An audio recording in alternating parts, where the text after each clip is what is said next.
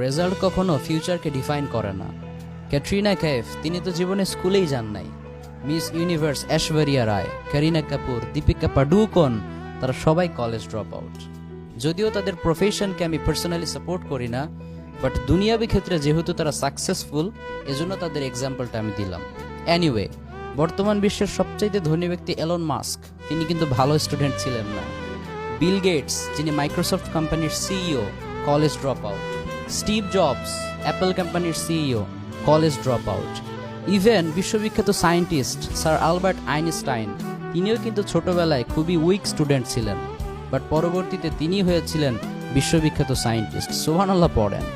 Student লাইফে অনেকেই খুব ভালো হয়, বাট প্রফেশনাল লাইফে গিয়ে তারা এস্টাবলিশড হতে পারে না।